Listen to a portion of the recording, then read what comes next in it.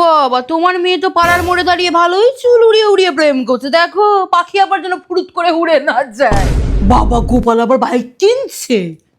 বাপের টাকাই পোদ্দারি, ওর থেকে আমার বিচ্ছু ভালো। আমার ছেলের মতো ছেলে না এই পাড়াতে একটাও দেখাতে পারবে না। এই টুম্পার মা, একটু চিনি দাও না, বাড়িতে একদম চিনি নেই। বাবা, ঘর দর রং করাচ্ছ নাকি?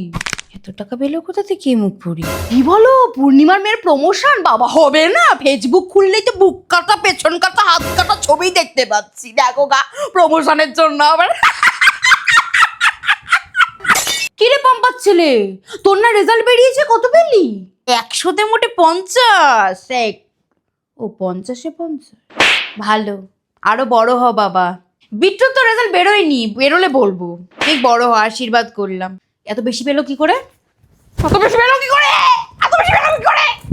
বরটাই কিরকম বউ পাগল বানিয়ে রেখেছে দেখো, সারাদিন বউয়ের পেছনে চিক করে ঘুরে বেড়াচ্ছে।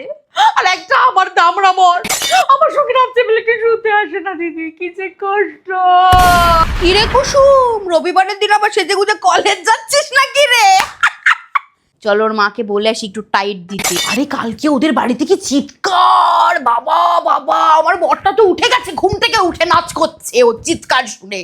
খুব তো মেয়েকে কলকাতায় পাঠালো পড়তে। আর এসব ছাড়ো তো, এসব পড়াশোনা, দেখা প্রেম ফেম করতে গেছে কলকাতা, জানি না। আমার ছেলের মতো, বিট্টুর মতো এই পাড়ায় যদি তুমি একটা ছেলে দেখাতে পারো না, আমি কান কেটে বিসর্জন দিয়ে দেবো। আমার ছেলে এত ভালো। পাড়ার মোড়েই তো দেখলাম একটা মেয়েকে চুমু খাচ্ছে। এই আমার ভাতটা পুড়ে যাচ্ছে বুঝলে, আসি আসি।